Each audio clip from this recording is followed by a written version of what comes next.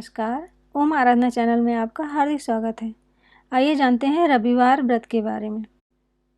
यह व्रत सभी मनोकामनाओं की पूर्ति करने वाला है, मान सम्मान में वृद्धि तथा शत्रु क्षय करने वाला है। प्रातःकाल स्नान आदि से निवृत्त होकर स्वच्छ वस्त्र धारण करें, पवित्र स्थान को लीप कर सूर्यदेव की पूजा करें, शांत चित्त होकर परमात्मा का स्मरण करें। भोजन एक समय ही करें, तेल व नमक युक्त भोजन न ग्रहण करें। भोजन तथा फलाहार सूर्य अस्त होने से पहले ही कर लेना चाहिए। यदि भोजन करने से पूर्व सूर्य छिप जाए तो दूसरे दिन सूर्य के उदय हो जाने पर अर्घ्य देने के बाद ही भोजन करें। व्रत के अंत में कथा सुननी चाहिए। वीडियो शुरू करने से पहले आप सभी से हाथ जोड़कर निवेदन है, प्लीज़ चैनल को लाइक, शेयर और सब्सक्राइब करें। अब सुनते हैं रविवार व्रत की कथा। एक वृद्धा थी, वह प्रत्येक रविवार को सवेरे ही गोबर से घर लीपकर स्नान आदि कर भगवान की पूजा करती थी। फिर भोजन तैयार कर भगवान को भोग लगाकर स्वयं भोजन करती थी। श्री हरि की कृपा से उसका घर सभी प्रकार के सुख एवं धन्य धान से पूर्ण था। किसी प्रकार का विघ्न या दुख नहीं था। सब प्रकार से घर में आनंद रहता था। उसकी एक पड़ोसन थी जिसकी गौ का गोबर वह वृद्धा रोज लाया करती थी। उस वृद्धा की संपन्नता से जलने लगी। वह विचार करने लगी कि यह वृद्धा सर्वदा मेरी गौ का गोबर ले जाती है, इसलिए अगले दिन से वह अपनी गौ को घर के भीतर बांधने लगी। रविवार का दिन था। वृद्धा गाय का गोबर न मिलने के कारण अपना घर न लीप सकी। उस दिन उसने ना तो भोजन बनाया, ना भगवान को भोग लगाया और ना स्वयं भोजन किया।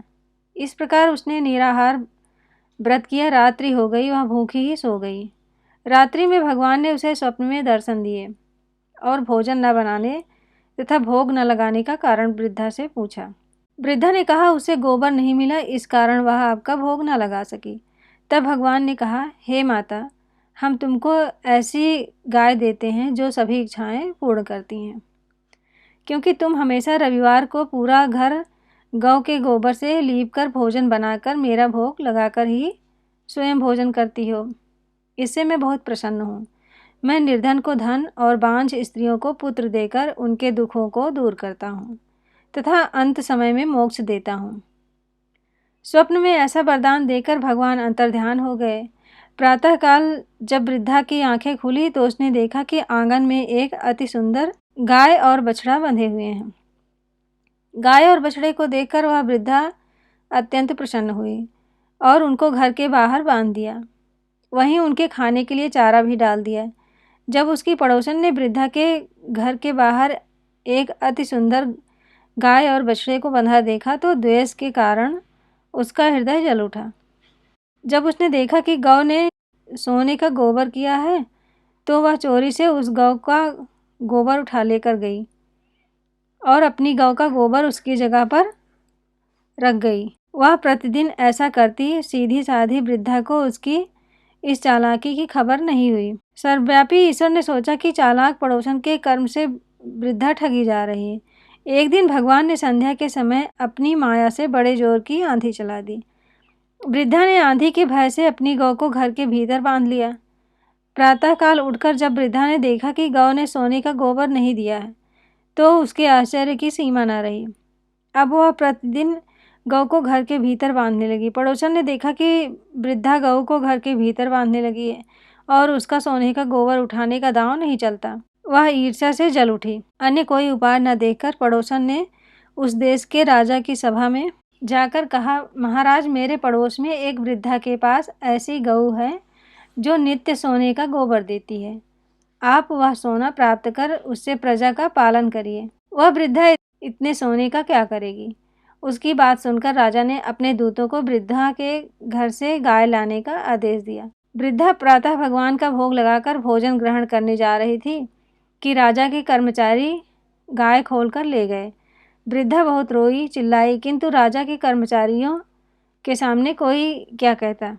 उस दिन वृद्धा गाय के वियोग में भोजन न कर सकी और रात भर रो रोकर ईश्वर से गाय को पुनः पाने के लिए प्रार्थना करती रही।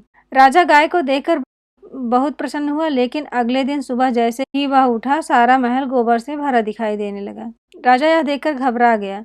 भगवान ने रात्रि में राजा को स्वप्न में कहा, हे राजा, गाय वृद्धा को लौटाने में ही तेरा भला है। उसके रविवार के व्रत से प्रसन्न होकर मैंने यह गाय उसे दी थी। प्रातः होते ही राजा ने वृद्धा को महल में बुलाकर बहुत से धन के साथ सम्मान सहित गाय बछड़ा उसे लौटा दिया और अपने कार्य के लिए उससे क्षमा प्रार्थना की। इसके बाद राजा ने उसकी पड़ोसन को बुलाकर उचित दंड दिया। इतना करने के बाद राजा के महल से गंदगी दूर हुई।